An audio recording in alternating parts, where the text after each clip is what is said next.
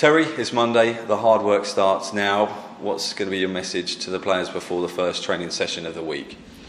Well, we changed the training schedules to come in on a sort of Monday lunchtime. We like to do that at Cali Thistle, and it worked very well. Now, the players don't have a long way to go at Cali, but players have come from all around the sort of eastern area of Scotland to get to the training. So we thought, well, we'll give them a little bit of a lay-in on a Monday, and the hard work starts Monday afternoon. But it's the message is still the same as it was last week. Really hard work, and I'm getting to know players, and we've got an under-20s match on Tuesday night against Kilmarnock at Livingston. So we'll see more of the players in that sort of aspect.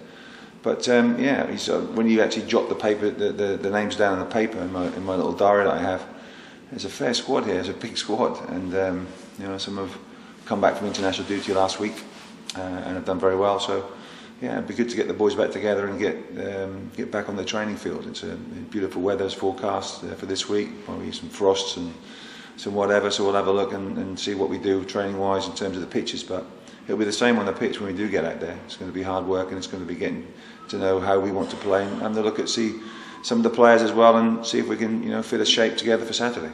You mentioned obviously international duty. Owen Tudor-Jones won his 7th cap for Wales, coming on as a substitute against Finland. How pleased were you about that? Yeah, we're delighted. Last year was great when he was with us, and we were able to sort of give him a phone call to say that you've been called up, and he thought I was taking the mickey at first, but it is lovely when you have that. Billy Mackay's the same, Andy Shinnie.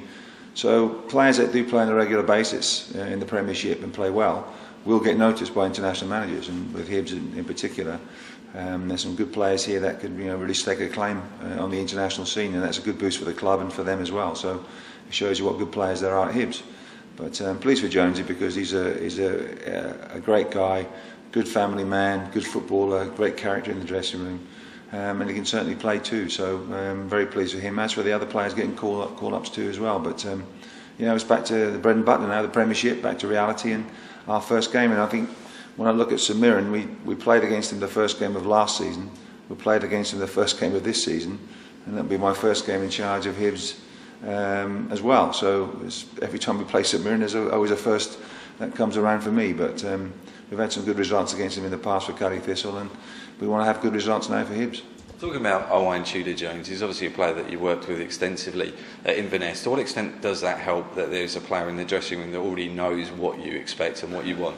That can help and also hinder as well, because he can tell the boys about Morris's running styles and his techniques and all these kind of things. But it's not about running, it's about, a lot of the work that Morris does is great work in terms of disguise running more than anything else, because you're doing a lot of possession work, and even in games that we play, in shape games, 3-zone games, 3-goal games, all these kind of things, they're a bit of fun, but also there's a very heavy work element involved. So Jonesy knows that, and Jonesy he had a real sort of specialist regime where he would train on certain days and do his own stuff on other days as well. He got some good people looking after him from a physical point of view, so he's an extremely good professional, Owen, and a guy that just wants to go out there and enjoy his training, which he does. So it's good to have him around. It's good to see him again, because we shared some special memories last year, and when he was with Ross Draper, I call it the Great Wall of China in midfield. Two solid boys that had extra long legs and Inspector Gadget legs, I called them. They seem to be telescopic. So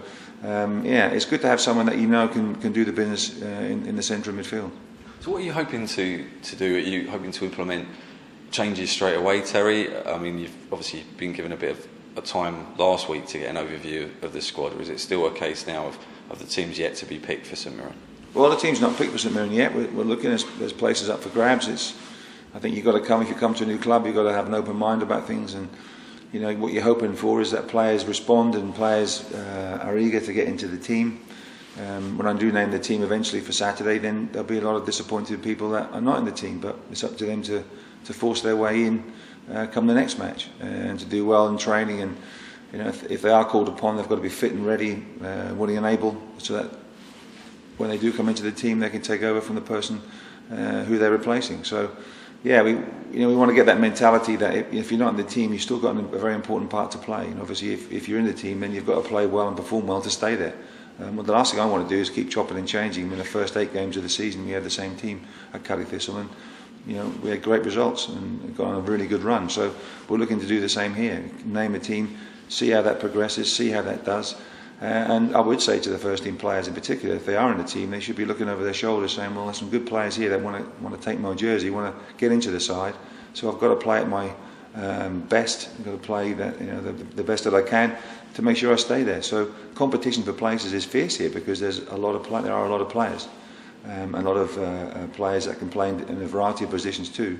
But players here that are hopefully now keen and eager to go and play and get back up that table.